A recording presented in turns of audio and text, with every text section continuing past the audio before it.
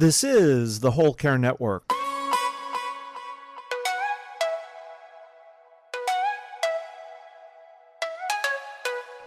Helping you tell your story one podcast at a time. Content presented in the following podcast is for information purposes only. Views and opinions expressed in this podcast are solely those of the host and guest and may not represent the views and opinions of the Whole Care Network. Always consult with your physician for any medical advice, and always consult with your attorney for any legal advice. And thank you for listening to the Whole Care Network.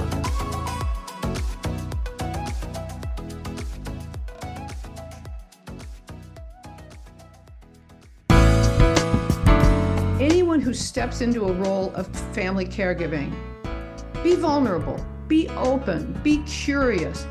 Don't feel like you should know the answers. Don't use the word should in any part of your vocabulary.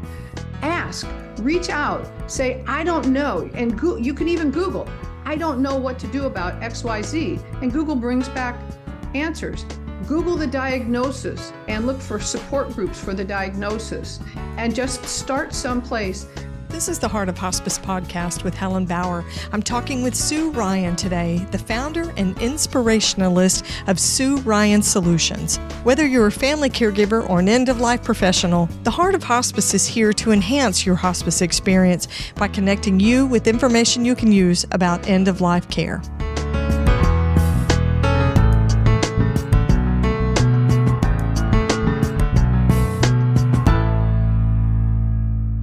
Today's guest is the caregiver's caregiver.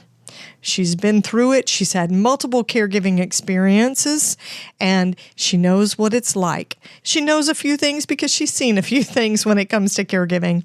Sue Ryan, my guest, is the founder of Sue Ryan Solutions. She works to guide non-professional caregivers to become confident, balanced, and supported in all phases of their caregiving journey.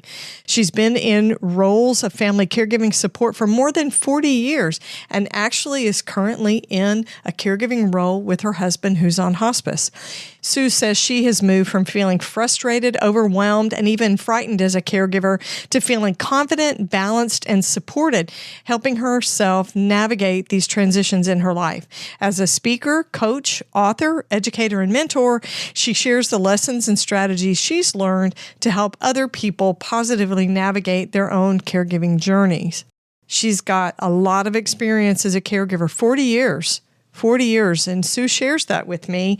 We talked sort of about how she got started, and we're talking about where she is now. She's got an interesting experience to share that she's currently walking as her husband's caregiver. He was diagnosed with end-stage Alzheimer's. So she's got a lot of wisdom to share, a lot of perspective that's firsthand, a lot of very valuable information to share. So here's my conversation with Sue Ryan of Sue Ryan Solutions.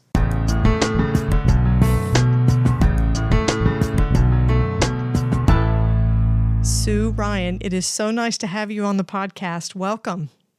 Welcome. Thank you, Helen. I am grateful for the opportunity to be here. It's great to connect. And sometimes I wish we captured the video because it's great to see somebody's smiling face on the screen in front of me. Thank you very much. For the most of my life, I am smiling. That's awesome. I've already introduced you, so our listeners know about the work that you're doing and your personal story as well. Tell me about your personal caregiving journey because it is a doozy. You can say that, yes. I've been a non-professional caregiver for 40 years now. My first journey began before the internet, giving you a perspective of how old I am. And I learned early on what it felt like to be frustrated, overwhelmed, frightened. Nobody would talk about what was going on. We didn't have any way to get the information, and the experiences were really awful. I've said that the beginning of my caregiving journey was like being on an emotional roller coaster, often blindfolded. And what that did, though, is it framed, as I learned and more information became available, it framed not only how I live my journeys, it frames how I share my journeys. And when I was helping my first care receiver, she was a wonderful, wonderful woman. And all of us were trying to figure out how to help her. And something might work one day and then it wouldn't work the next day. And things that you would try to do, I'll give you a very quick story on one of the first things that created the foundation for why I said it was an emotional roller coaster. She got up one night to go to the bathroom. She thought it was Thanksgiving. She went into the kitchen to preheat the oven after going to the bathroom. And generationally, people in her generation kept their bread and chips in the oven. Her husband woke up to the smell of melting plastic. That was one of our first caregiving journeys. And I embraced that journey, and then I had other people come into my life. And so I have almost continuously been a non-professional or family caregiver for the past 40 years in parallel with having my professional life and my full-time working career, that through many of the years of my career, I couldn't tell anyone I was in roles of caregiving because I wouldn't be given the opportunities, or I would be seen as not being able to get the job done if I needed to take time off. And now all of those experiences have helped me have much better experiences in my current journeys. That's interesting. I think that's a good point to highlight. You kept your caregiving responsibilities and roles to yourself instead of sharing them professionally. Yes. Because it would put a spin, creates a perspective that you have too much going on personally, you wouldn't be available. Yeah. And that's something that many people today are still facing. There are many people who don't self-identify as a caregiver, especially not at work, because the concern of how they would be seen or not given opportunities or being let go when they're having cutbacks, things like that. There's a lot of fear still. And that adds such an additional and hopefully unneeded burden for family caregivers, which is why that's become one of my focuses, part of my mission. Absolutely. There are 55 million unpaid family caregivers across the United States. And I think it's something like 76% of those caregivers, and don't quote me on this statistic, work outside the home. And those numbers are conservative. Yes. So many caregivers are not self-identified. Those numbers are conservative and they're exponentially increasing. Yes, absolutely. With the expectation that that's going to continue as a trend. So through the years, as you've moved through all these different caregiving journeys, each one had its own particular flavor, had its own particular circumstances. What did you find most challenging for you as a caregiver? When I think about the different roles that I had, and I really, really appreciate this question, because the part about it being challenging, every journey that each of us take is going to be challenging in different ways. And I learned, for me, the things that challenged me the most were when I didn't have access to information to guide me. When I felt alone, when I felt like I had no idea what to do, I didn't know where to turn to, I didn't know who could help me. And I think that was probably the most frustrating thing that happened. Day in and day out, frustrations are still going to happen. When I have access to resources that can help guide me through those, I can then manage them better. The number one thing I would say that has been the most frustrating is when I just didn't know what to do. The other thing that has been very, very frustrating is navigating the financial and the legal systems that surround care receiving and caregiving. There are support options that are available that, in order to take advantage of, you'd practically have to be an attorney yourself. Yes. And when you're trying to contact organizations, it can take hours and days to get through to them, to get the information, to get everything done, and only to find out that some of the pieces weren't done correctly, or they're missing one thing and they reject everything. I would say that those are the things that have been most frustrating for me. It makes sense. When you talk about the lack of information and the lack of connection as a caregiver, especially in those early days when, our means of connecting via the internet and social media and FaceTime and texting was not there as an option, that kind of isolation and caregiving very much affects the health of the caregiver. It does. That's why a lot of the times I felt overwhelmed.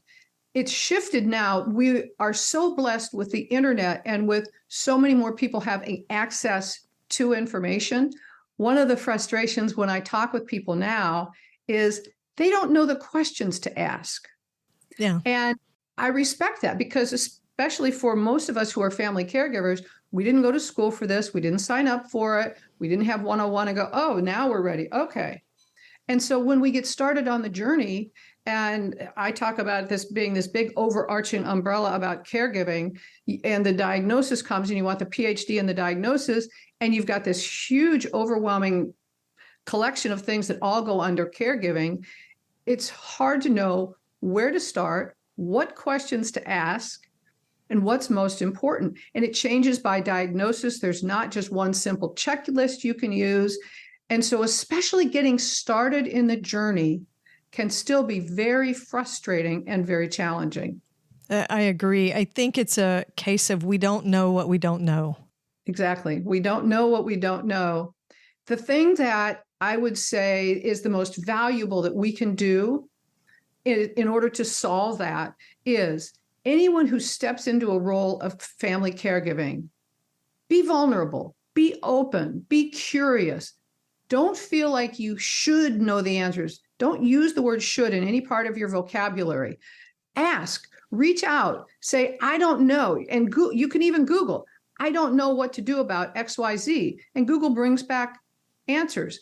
Google the diagnosis and look for support groups for the diagnosis, and just start someplace. People like you and like me who've been on these journeys, we are so passionate about helping people.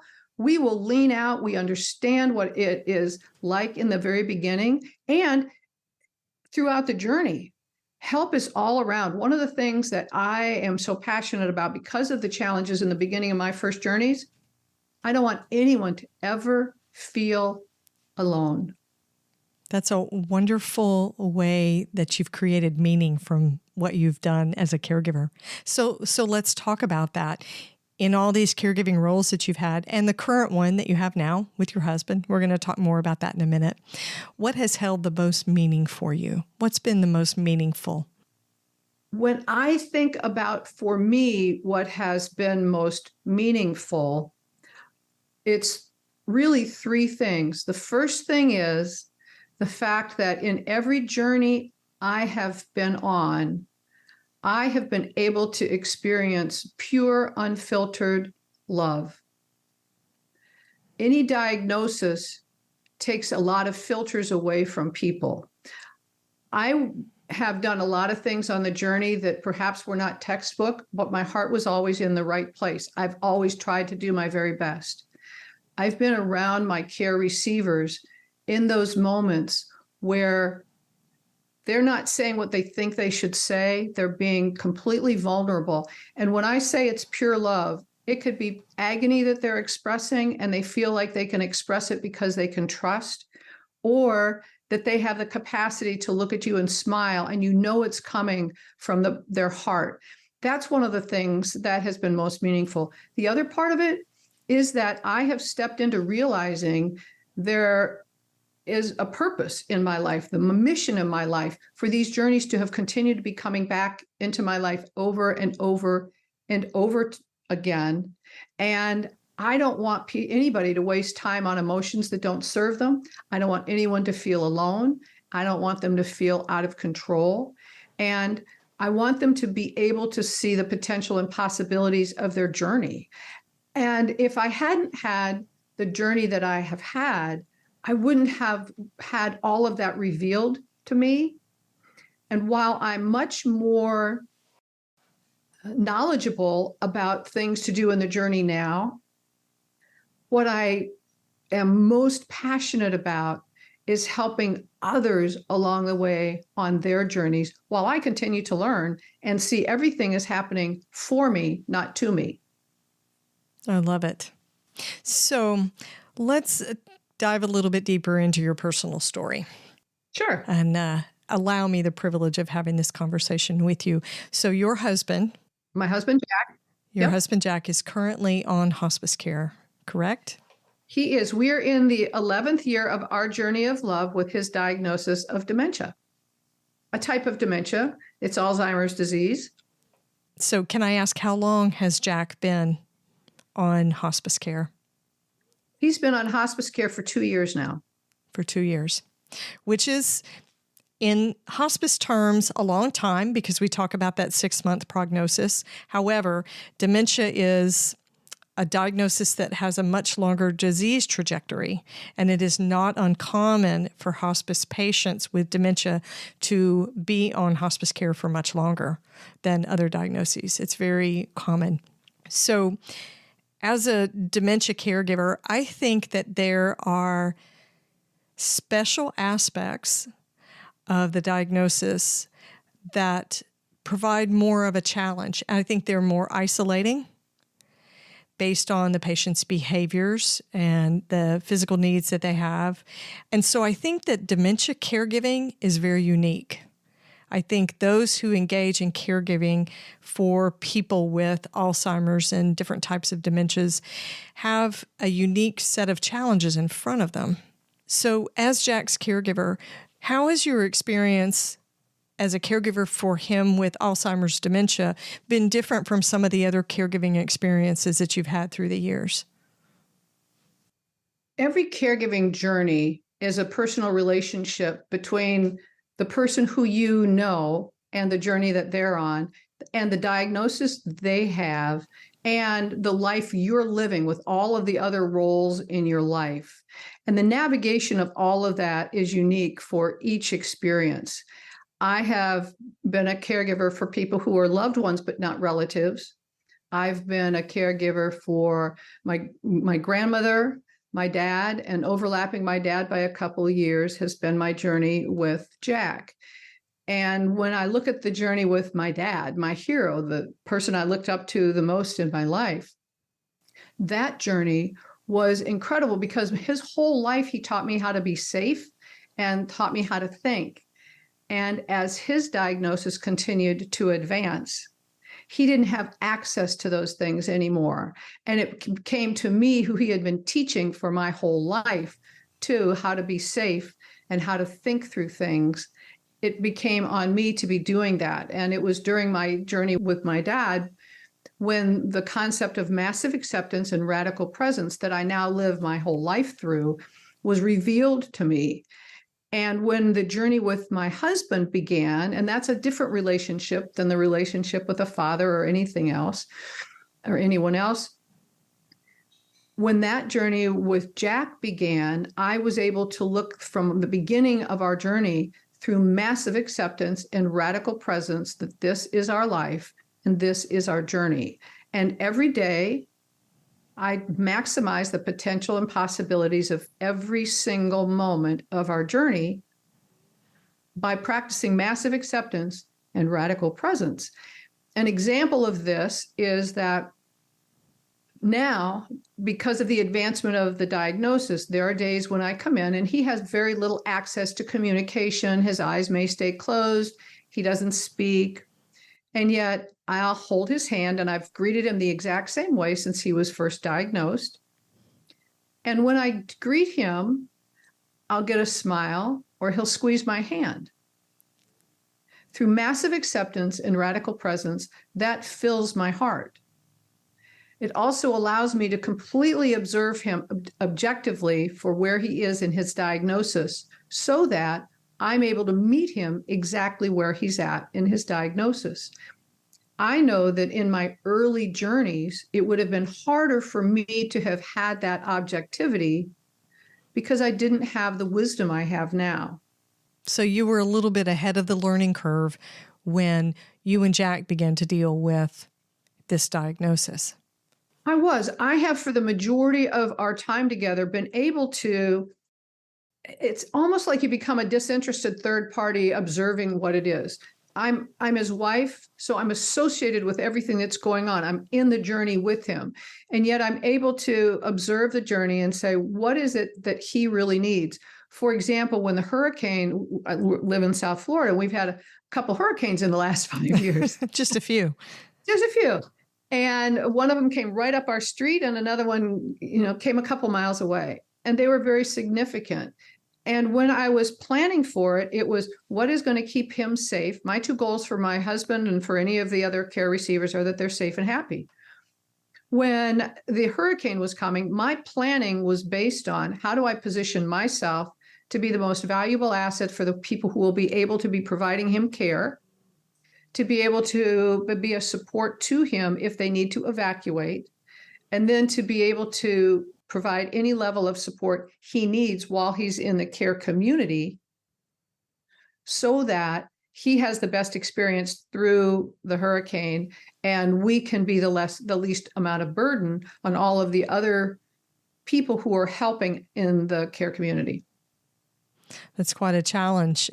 We don't talk too much about emergency preparedness on the podcast, but man, I live in Southeast Texas, so we are the recipient of numerous hurricanes, and emergency prep and management for a caregiver is huge. Whether you are a family caregiver or a professional paid caregiver for a hospice agency, that kind of management is a huge, huge responsibility. I talk a lot about planning for emergencies. Not everybody has a hurricane. Well, a lot of people have tornadoes. Right. There are going to be emergencies, whether your loved one is living at home. For example, when we're caregivers, one of the huge things about planning for emergencies that caregivers don't do is plan for their own emergency. I have, in the course that I'm putting out, I have a whole section of it for the caregiver to plan in case they're not available. What happens if they break their leg? What happens if they have a family emergency and they need to leave town? And it is thinking through all the different kinds of things. What happens if there's an emergency and the EMTs need to get in the house? Right. How do they get in the house? It's not like you can ring the doorbell. And all of these different things. It's very helpful for us in roles of caregiving support to make a list of different kinds of emergencies that could happen, create a team of people to support you, and also work with the emergency care team in the community so they know how to get into your home. They know where your file of life or other emergency information is for medications and things like that. If they need to be able to get your loved one out, they have information about what they're used to being called, things that they might be comforted by, all of that information. And you have emergency numbers for other people if you're not available. Yeah, I think we forget in all the other caregiving.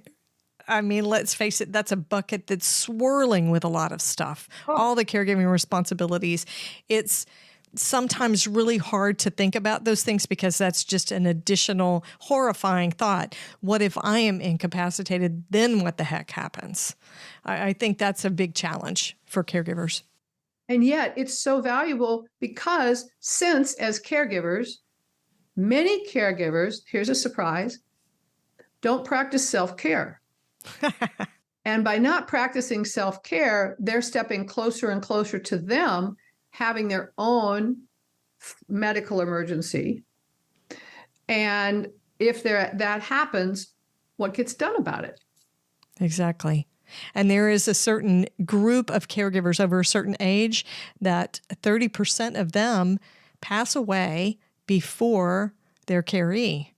Yes, yes, they do. So neglecting self-care, and I'm not talking about manicure, pedicure. I'm talking about going to the dentist, going to your physician, having your checkups, having your mammogram, having your prostate screening. That's self-care.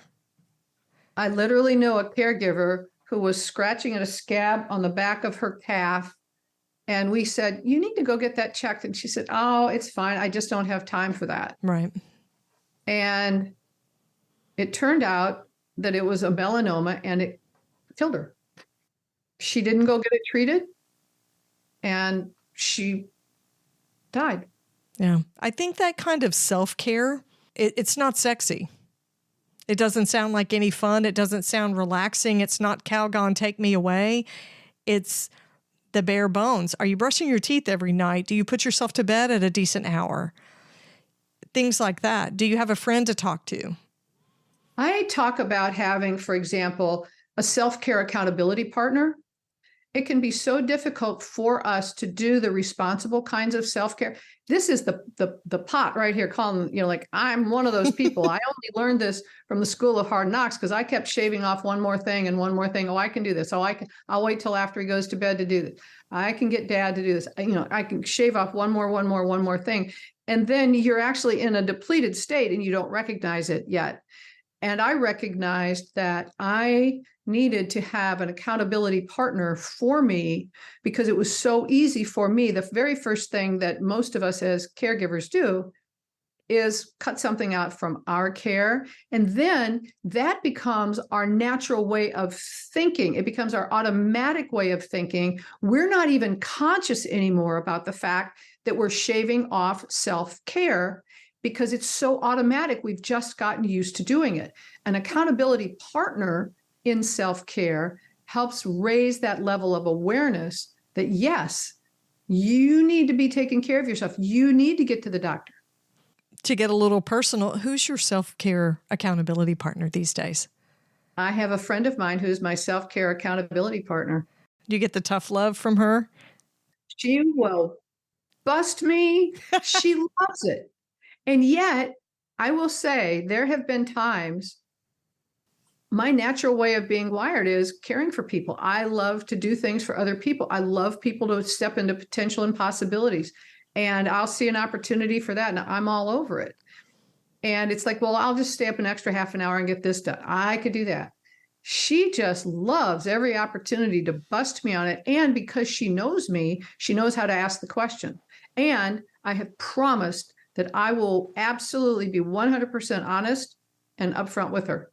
Yeah, that's hard. That can be some tough love. I have an accountability partner for my self-care, and sometimes I don't really like the accountability that much. We may not like it.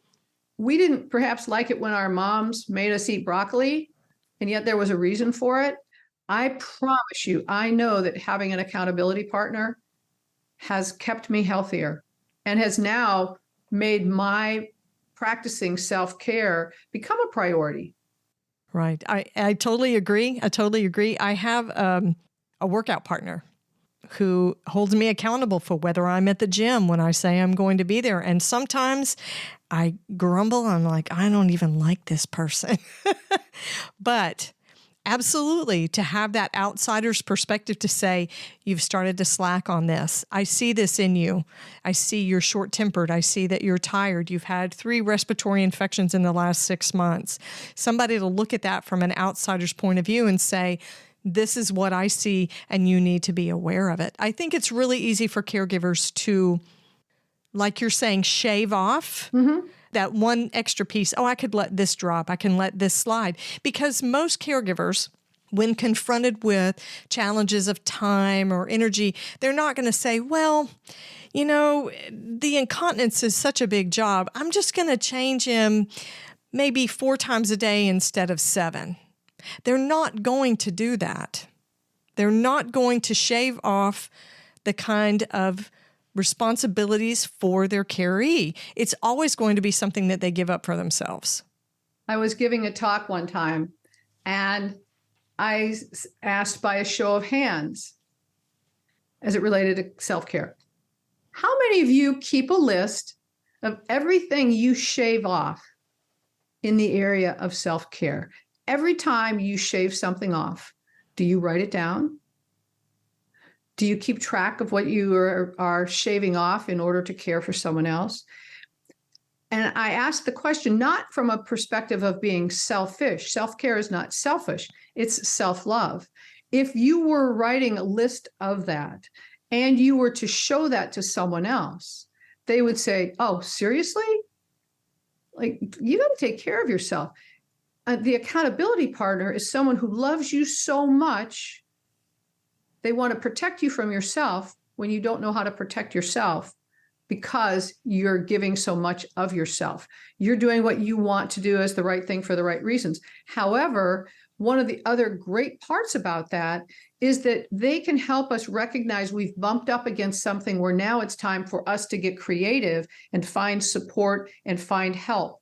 And this is where, when we think, well, I don't know how to research it, I don't know how to find it, or I don't want to pay for it, I'll just do it on my own. When we bump up against the fact that this is really impacting our health, which if we can't be the caregiver, then our care receiver is going to have a harder time.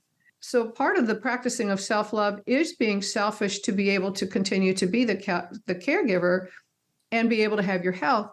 When you bump up against something like that, where you're not really sure what to do, or you're having to shave off that one more thing, that's when getting involved with the support community, asking other people, getting other people involved can really be a help. There are so many solutions that don't require any financial investment, and they can really be a huge help. The other thing is people have come up with crazy ideas that are so time efficient.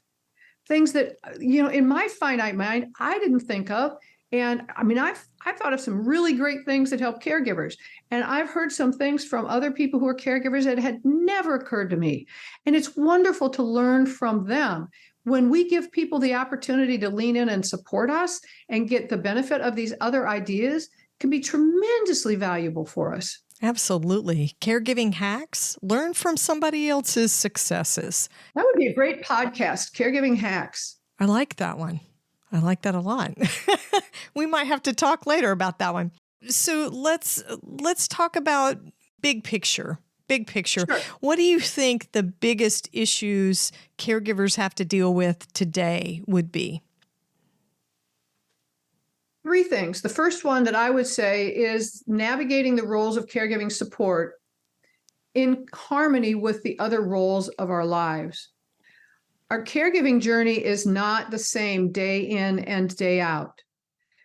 There are days when it is very demanding. There are days when it's more routine. There are times when the diagnosis progresses, and there are things that have to get stepped up.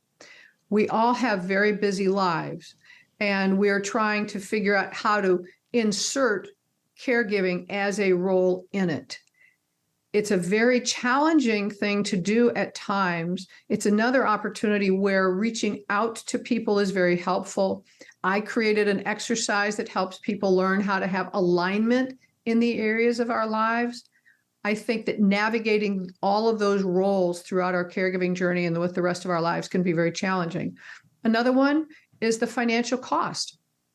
We don't know going in, if you're going to buy a house, you know how much the house is going to cost. You figure out what your budget's going to be. You find out the finance rate, and then your utilities are kind of an unknown, but you have an idea. You have an idea about property taxes. You got to have a pretty good idea about it. With caregiving, we have no idea. We just have no idea what it's going to cost or how long the journey is going to last. My husband is defying the odds. He is medically under hospice care because if you looked at his medical condition, you would think that he was closer to end of life. And yet, the Energizer Bunny, he takes a licking and keeps on ticking. We don't have any idea what the long-term cost is going to be. That's one of the things that's very challenging for people. And while there are alternatives and there are support mechanisms, many people don't know about them. They don't know how to put the information together for them, like some of the government programs. And they don't know how to compare the different options that they have. So that's another one. And then the third one is access to the correct support resources. It's unfortunate. It's not unusual, but it's unfortunate.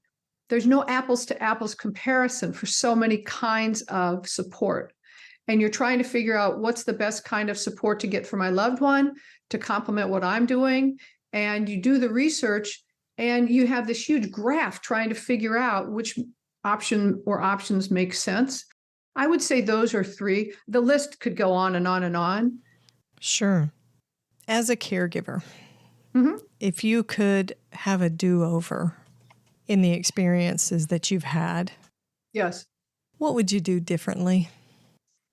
Thank you for that question. It's such a wonderfully powerful, introspective question. And for the audience to know, I was given this question ahead of time, and I'm glad I was, because I really reflected on it. And my answer is I wouldn't do anything differently. The reason is each one of my experiences, challenging or positive, has guided me to where I am today. I know that my heart has always been in doing the right thing for the right reasons. The outcome was not always what I anticipated. There were times that were tremendously challenging, and I'm sure there still will be. And yet in each one, I learned something. I learned something about myself so many times.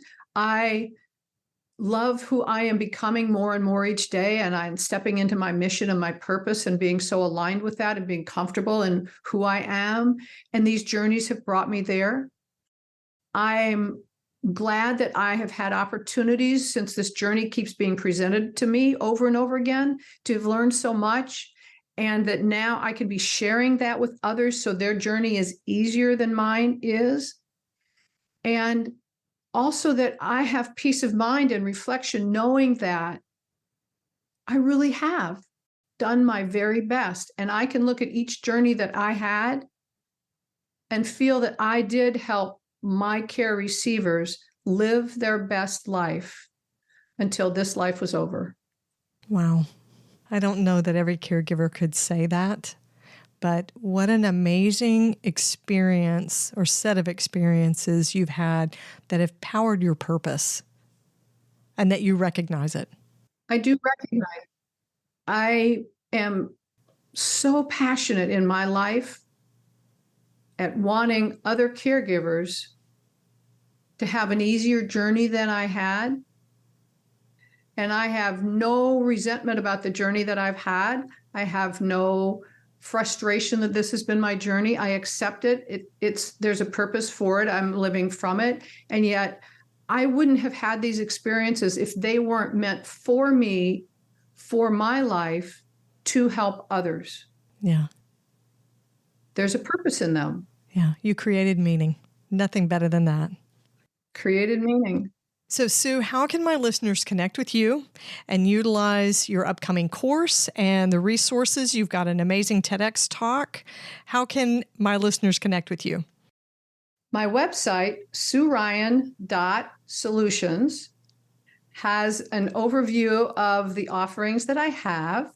There's a page for the TED Talk. What a fun, amazing journey that was. I loved it. It took years for me to have the talk I was meant to give be revealed to me. And it was just such a passionate journey. I'll tell very quickly that I had an opportunity come to me where somebody said, "Are you interested in giving a TED Talk?" And I said, "Well, I've been interested for a long time. I just didn't have the talk." And they said, "Well, if you want to apply, they're considering doing one in December and they may accept yours." It was accepted, and I had 2 months to prepare my TED Talk. Oh, wow. And it was wonderful. And it is about massive acceptance and being at choice. That information's on the website. The passion of my life right now, the online course that I've created from the program I created called The Caregiver's Journey. The course is going to launch in May, and The Caregiver's Journey is something I created that walks people through their entire caregiving journey, from when they either see it on the horizon or it begins immediately with a diagnosis, all the way through moving forward after their caregiving journey has ended, because we are meant to thrive in our lives. And many people, when they end their caregiving journey, are not sure what to do next or how to do it or how to feel. And I help walk through that. I've done it before. I've been in that space, and I know I will be again. And that's The Caregiver's Journey. There's information you can sign up to be notified when the course is available this May. Perfect. I'm also a speaker and a coach. And if anybody would be interested in having me speak at their events or coach individually or in their businesses, I'd love that too. Well, I will put a link to your website and to your course and to your TEDx talk. They'll be in the show notes so my listeners can find it. Sue, thank you so much for talking with me today. You were a gift. Helen, you're a gift in my life and the lives of many others, and I thank you so very much. Blessings.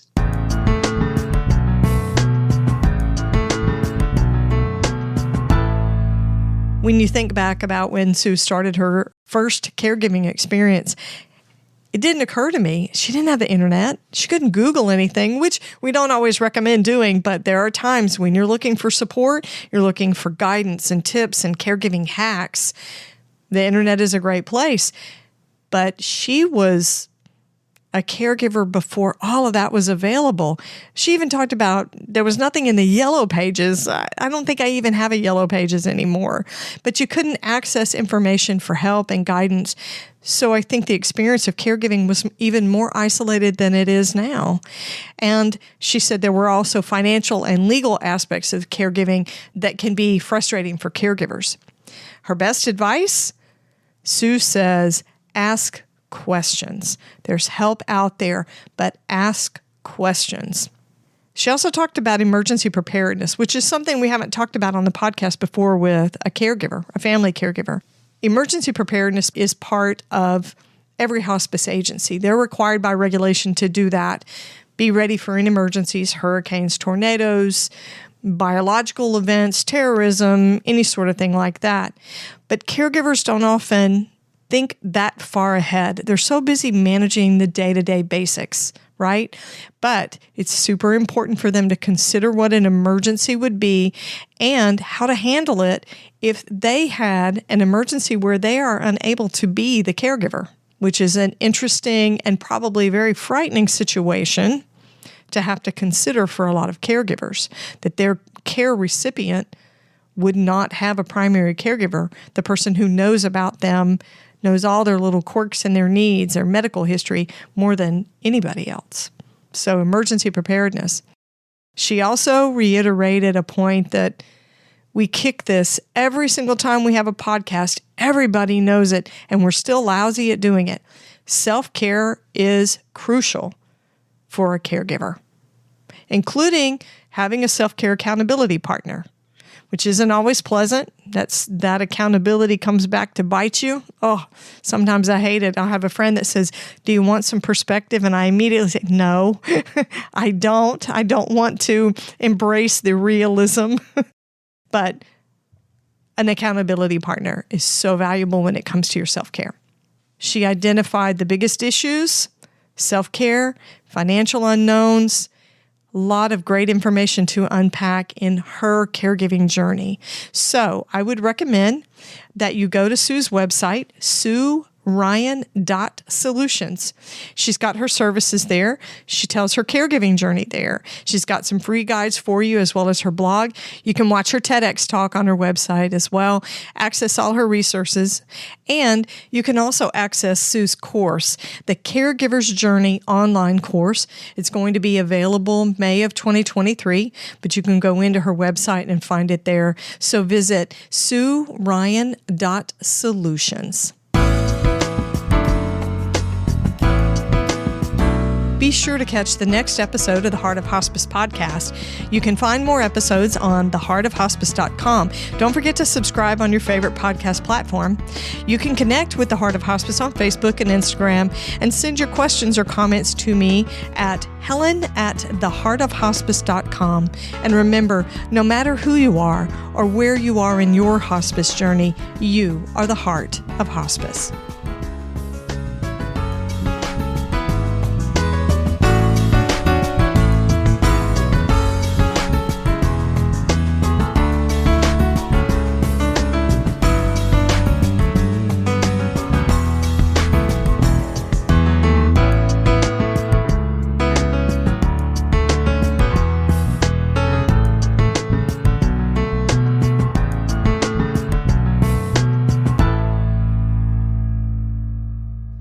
This is the Whole Care Network.